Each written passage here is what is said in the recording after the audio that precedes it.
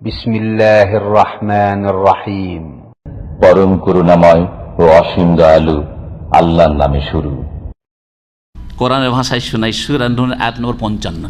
এই আয়াতগুলি পড়ে জনগণ যেহেতু আরবি তো আর ভালো করে বুঝে না, ওদেরকে ধোকা দেয়, ভুল ব্যাখ্যা করা হয়। আল্লাহ কি বলছেন শুনেন, ওয়াদাল্লাহুল্লাযিনা আমানু মিনকুম, আল্লাহ ওয়াদা করেছেন। কি করেছেন? ওয়াদা। আল্লাহর ওয়াদা খেলাফ হবে? হবে না। আল্লাহ ওয়াদা করেছেন কার সাথে? আল্লাযিনা আমানু মিনকুম, ওই সব লোকদের সাথে যারা তোমাদের মধ্য থেকে মুমিন মুসলিম ইমানদার বিশ্বাসী হয়েছে। ও আমিলুস সলিহাত, আর সৎকর্মশীল ভালো কাজ করেছে, ফরজ ওয়াজিব আদায় করে, আরাম নাজাত আদায় করে, আরাম নাজাতে বেঁচে থাকে। জীবনের প্রতিটি ক্ষেত্রে তারা দিনের নেক আমল করে। নেক আমল হচ্ছে ভালো কাজ করা আর মন্দ কথা কাজ থেকে বেঁচে থাকা। এদের সাথে আল্লাহর ওয়াদা কি? লা ইস্তাখলিফান্নাহুম ফিল আরদি। ইস্তিখলাফ মানে কি? লা ইস্তাখলিফান্নাহুম, আরবি গ্রামার অনেকে মাদ্রাসা পড়া লোকেরা আছেন, আর আমার কথা অনেক আলেমরাও শুনবে দেশ বিদেশে। জি হ্যাঁ, সেই জন্য বলছি ইস্তিখলাফ মানে খেলাফত নেওয়া না খেলাফত দেওয়া? খেলাফত দেওয়া। ইস্তিখলাফ মানে খেলাফত দেওয়া। আল্লাহ কি বলছেন? লা ইস্তাখলিফান্নাহুম ফিল আরদি, আল্লাহ মুমিন সৎকর্মশীলদেরকে অবশ্যই অবশ্যই খেলাফত দান করবেন। কি করবেন? খেলাফত দান করবেন। ফিল আরজে, পৃথিবীতে। আল্লাহ তাআলা ইস্তিখলাফ শব্দটি ব্যবহার করেছেন, তার মানে হচ্ছে খেলাফত কে দিবেন? আল্লাহ। এই নয় যে তোমাদেরকে খেলাফত নিতে হবে, হে মুমিনরা, হে নেক লোকেরা, তোমাদেরকে খেলাফত নেওয়ার চেষ্টা করতে হবে, এ কথা বলেন নাই। খেলাফত নেওয়ার চেষ্টা করে পাবেন না, কারণ সময়ের আগে তাড়াহুড়া করা শুরু করেছেন। আর কায়দা ফিকহিয়া, কুলিয়াতুশ শরিয়া, যেটা ফিকহ ফ্যাকাল্টি আছে মদিনা ইউনিভার্সিটিতে বা জামিয়াতুল ইমাম ইসলামিক ইউনিভার্সিটি রিয়াদে, তাতে প্রত্যেকটি ফিকহার কায়দার একটা কায়দা আছে যে মান তাআজ্জালা বিশাইইন ক্বাবলা আওয়ানিহি উকিবা বিহিরমানিহি। কোনো কিছু হাসিল করার জন্য যদি সময়ের আগে আপনি তাড়াহুড়া করেন, তাহলে আপনাকে তাতে থেকে বঞ্চিত করে পানিশমেন্ট করা হবে। বোঝা গেছে কিনা? যদি 2 বছরের কন্ট্রাক্ট থাকে আপনার সাথে মালিকের, যে 2 বছর পরে ছুটি পাবেন, টিকিট পাবেন, ঠিক না? আর 6 মাস পরে যদি পালাইতে শুরু করেন যে আমি বাড়ি চলে যাব, তাহলে হতে পারে পানিশমেন্ট যে 2 বছর পরেও আপনার ছুটি ক্যান্সেল, বদমাইশি করার কারণে। হতে পারে না? পারেন না? জি হ্যাঁ, একটা উদাহরণ দিয়ে বুঝালাম। শরীয়তের মেলাও ফেকি উদাহরণ আছে, ফেকি উদাহরণ আছে। আমি ফেকার মাসলা মাসাইল গোল মারে বয়ান করতে গিয়ে বলেছি, একটি মাসলা বলেছি, আপনাদের অনেকের মনে যারা নিয়মিত আসেন। কেউ যদি বাপকে খুন করে দেয়, কিসের জন্য? সম্পদের জন্য। অথবা বাপ রাজা, হ্যাঁ, মেরে দিলেই কি করতে পারবো? আমি রাজা হইতে পারবো। যদি এরকম কাজ করে, তোর পানিশমেন্ট হচ্ছে শরীয়তে রাজত্ব থেকে বা তার ধন সম্পদ থেকে টোটালি বঞ্চিত। লা ইয়ারসুল কাতিল মিনাল মাকতুল শাইআ, নবী সাল্লাল্লাহু আলাইহি ওয়াসাল্লাম হাদিস, যে খুনি যাকে খুন করবে তার ওয়ারিস হইতে পারবে না। বঞ্চিত করা হইল কি হলো না? সময়ের আগে তাড়াহুড়া করলো। যেইভাবে মত আল্লাহ রেখেছিল, সাধারণভাবে যদি মরতে দিত, ওর নিজের নাম মারতো, তাহলে ঠিকই পেত, রাজত্ব পেত, জমি জায়গায় ভাগও পেত না? কিন্তু একটা পয়সা পাবে না। জি। তো আসলে আমরা আল্লাহর শর্তগুলি পূরণ না করে তাড়াহুড়া করা শুরু করেছি, ওই সব ভাইরা যারা ভুল ব্যাখ্যা করেছে, যার ফলে আমাদেরকে এক শ্রেণীর নেতারা কি করছে, বা ওদেরকে এক শ্রেণীর লোকেরা কি করছে? শাস্তি দিয়ে তাদেরকে বঞ্চিত করছে, তাদের টার্গেট থেকে শাস্তি দিয়ে বঞ্চিত করছে। বুঝছেন আমার ভাষা?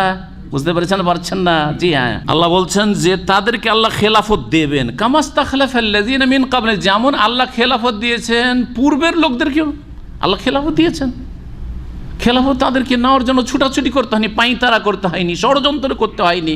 হ্যাঁ, কারো কি করে গদি উল্টাবো, কার বিরুদ্ধে কি করে ষড়যন্ত্র করবো, ওইসব করতে হয়নি। বরং তারা শর্তগুলি পুরা করেছে, যেমনই শর্ত কমপ্লিট করে দিয়েছে, তো হাসিল হয়ে গেছে। খেলাফত দেবেন। আর কি করবেন? ওয়ালা ইউমাক্কিনান্না লাহুম দীনাহুমুল্লাযী ইরতাদা লাহুম, আল্লাহ যে দিনকে মনোনীত করে সেই দিনকে শক্তিশালী করবেন। দ্বিতীয় নিয়ামত খেলাফত আর দিনকে শক্তিশালী করা। ওয়ালা ইউবাদদিলান্নাহুম মিন বাদি খাউফিহিম আমনা, আর ভয় ভীতির পরে আল্লাহ নিরাপত্তা দান করবেন, নিরাপদ চলাফেরা করবে। তৃতীয় নিয়ামত।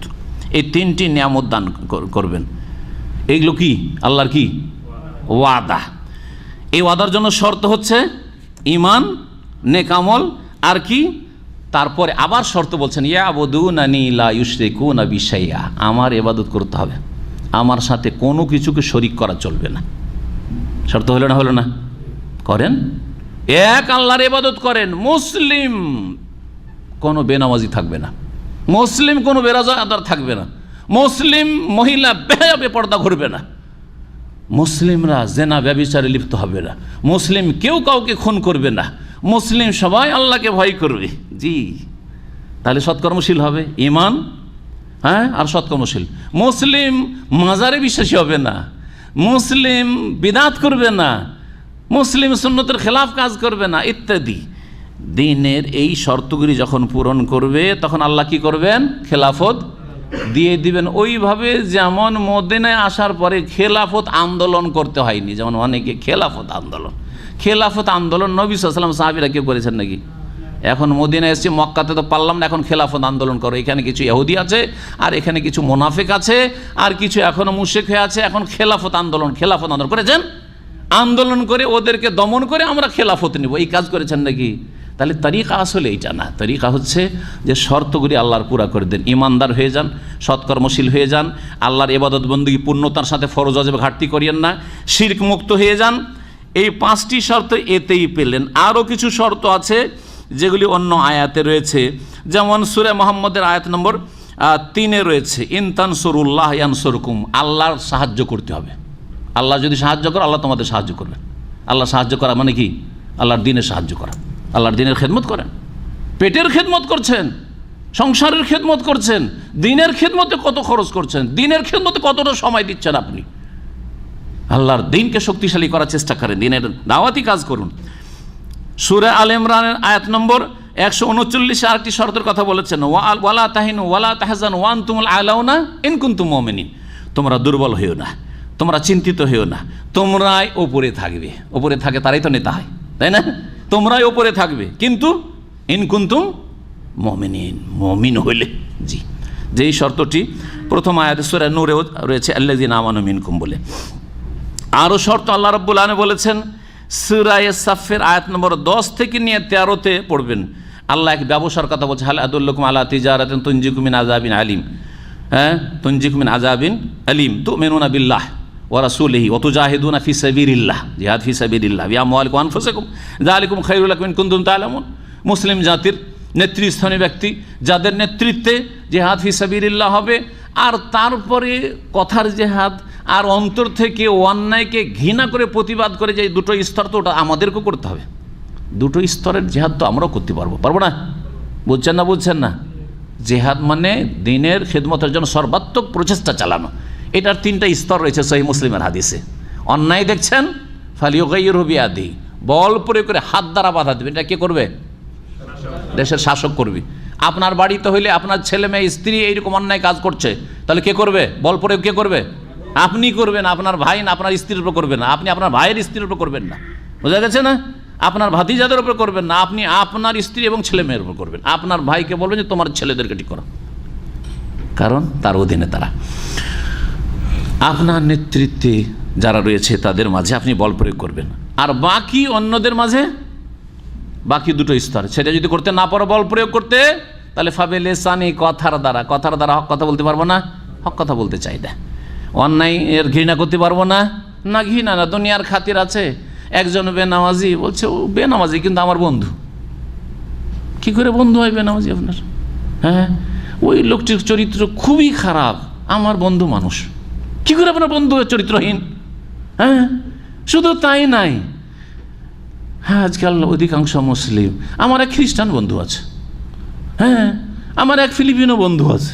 আরে কি করে তোমার বন্ধু? আল্লাহ বলছে লা তাত্তাখিযুল ইয়াহুদা ওয়ান নাসারা আউলিয়া। চিন্তা করুন আপনি। জি হ্যাঁ, আমরা বড় বড় কথা বলি, যেটা কাজ শাসকদের, সেই কাজের কথা বলি আমরা, আর যেগুলো নিজে করতে পারবো সেগুলো করি না। আপনার ভাই নামাজ পড়েন না, তাকে আমার চাইতে বেশি ভালোবাসেন আপনি।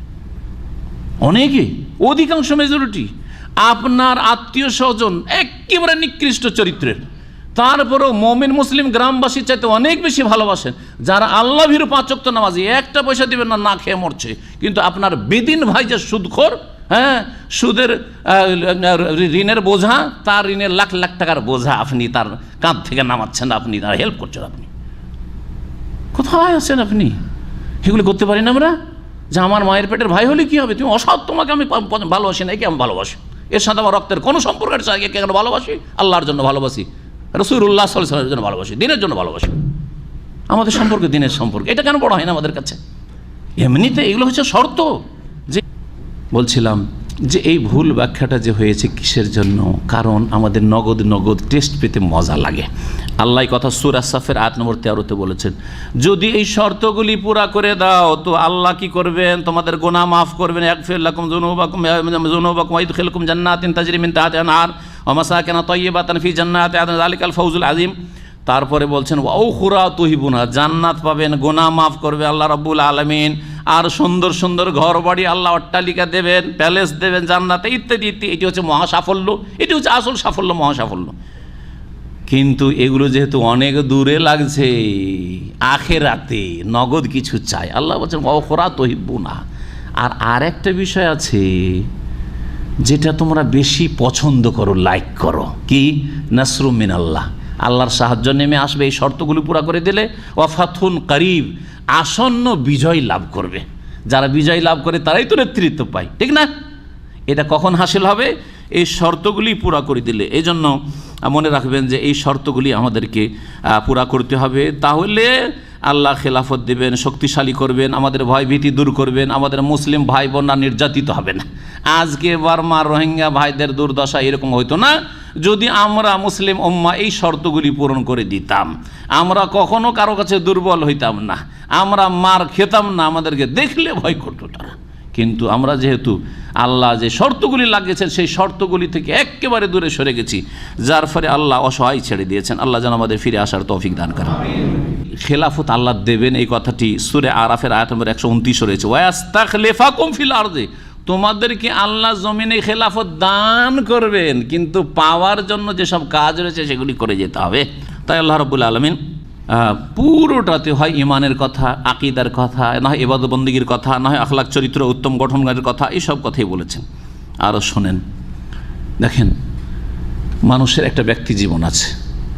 আমার রাজত্ব যদি আমার মাথা থেকে পা পর্যন্ত এর উপরেই চলে, শুধু এর উপরেও চলে না, তাহলে আমাকে আমার উপর পুরো কি করতে হবে? আমার আকিমুদ্দিন করতে হবে, দিন কায়েম করতে হবে। তাহলে আমার ফরজ আদায় হলো কি হলো না? আমি শুধু আমার এই নাফসের মালিক, আমার জানটার মালিক। তাহলে আমার এই জীবনটার ওপর, দেহটার ওপর যদি আমি আকিমুদ্দিন করে দিই, তাহলে আমি ফরজ আদায় করলাম না? কিন্তু আমি আরও 10টা লোকের ওপর আকিমুদ্দিন করতে পারবো, তখন আমার 10টা ফরজ হবে। কথা বোঝা গেছে?